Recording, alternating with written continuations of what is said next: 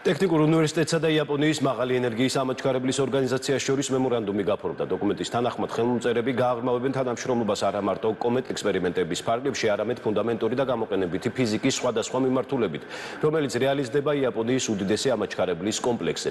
ტექნიკური უნივერსიტეტი და კეკი ასევე მოამზადებენ საერთო სამეცნიერო კვლევით პროექტებს, რომლებსაც საერთაშორისო ფონდებს წარუდგენენ. მემორანდუმის თანახმად გაგრძელდება იაპონიის ერთ-ერთ წამყვან სოკენდაის უნივერსიტეტთან საგანმანათლებლო და სამეცნიერო კოლაბორაცია, რომელიც STU-ს ახალგაზრდა მკვლევარებს, მაგისტრატებსა და დოქტორანტებს მისცემს ორმაგი ხარისხის მოპოვების შესაძლებლობას. საქართველოს ტექნიკურ უნივერსიტეტში ხელი ეწერება მემორანდუმს კეკის, ეს არის იაპონიის მაღალი ენერგიების ამაჩქარებელი ორგანიზაცია.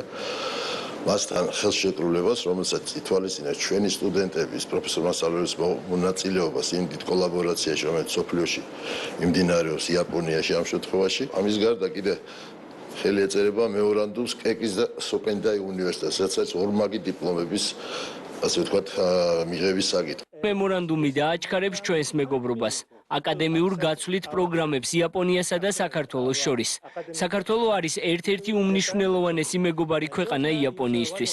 მოხარული ვარ ამ მნიშვნელოვანი ხელმოწერის ცერემონიაზე დასწრებით.